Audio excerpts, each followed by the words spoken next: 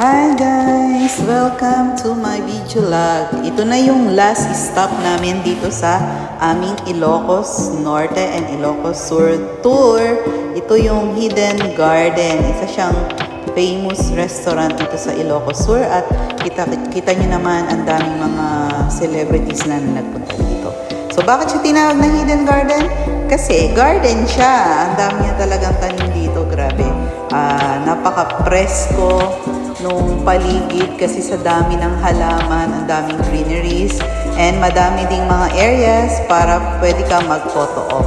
So bago nga kami pumunta dun sa restaurant, nilibot muna namin itong garden para makita namin kung ano-ano yung mga halaman na meron sila.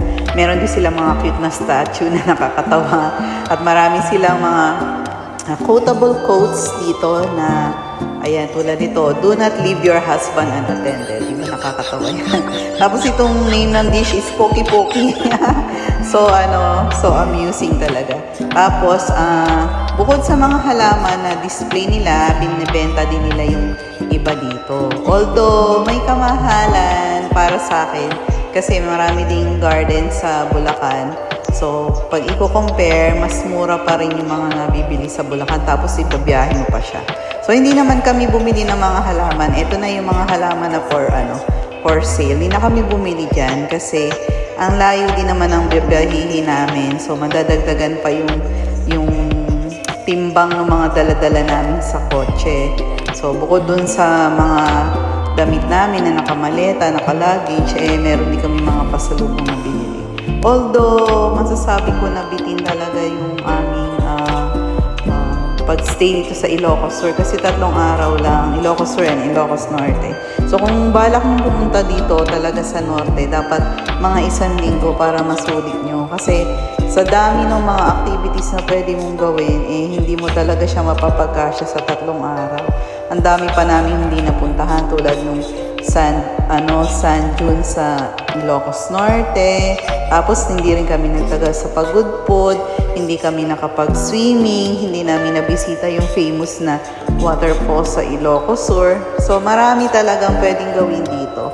Kung dadayo kayo, as I've said earlier is make sure na at least 7 days kung may time kayo. Kasi kami nung pumunta kami ay bakasyon ng mga bata. So January 11 to 13. So may mga pasok ang bata sa school. So sinadya lang namin to weekend. Sa weekend na Sabado, Linggo, then Lunes. So absent na ng 1 araw yung mga bata sa school. So hindi naman sila pwedeng laging absent. Kaya ayun, pinagkasya namin yung mga activities na pwede namin gawin sa loob ng 3 araw. Medyo malaki-laki din itong garden na to, no? Talagang gugutumin ka muna bago mo mapuntahan yung restaurant. Just kidding. Pero ang ganda talaga ng mga pictures na kinuha namin dito. Papakita ko yung mga pictures namin sa end ng vlog na to. So, ayan, ito na yung exit. And hopefully, marating na namin yung restaurant. Ay, hindi pa pala. Ang dami pa pala dito. Ayan, mga photo op.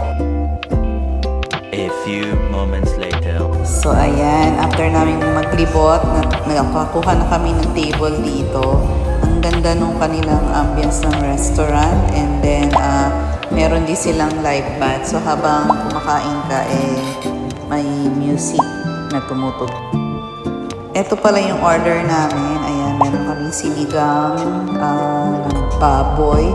Then, meron calamares, meron poki-poki, kanin, and then coffee, saka shake yung mga bata. Ayan, kasi ito yung lunch namin bago kami bumiyahe pabalik ng Bulacan. And before I forgot, birthday nga pala ni Kier. Ito yung aking second son today. Ayan, sinelebrate namin yung birthday niya dito sa tour na to. Ayan, so wala na kaming handa sa bahay. Naggala na lang kami para family bonding ba. Ayan, happy birthday, Kier!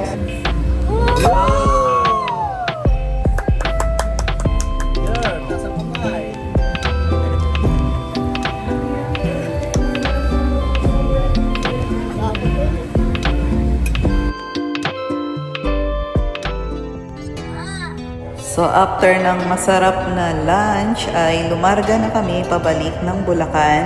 So umalis kami doon 1:30 sa Hidden Garden Restaurant. And ang travel time from Ilocos Sur to Bulacan ay aabuti ng 7.5 hours. OMG! Kaya kawawa na naman si Daddy kasi siya lang yung nagdadrive. Kami ay passenger princess and prince. Char!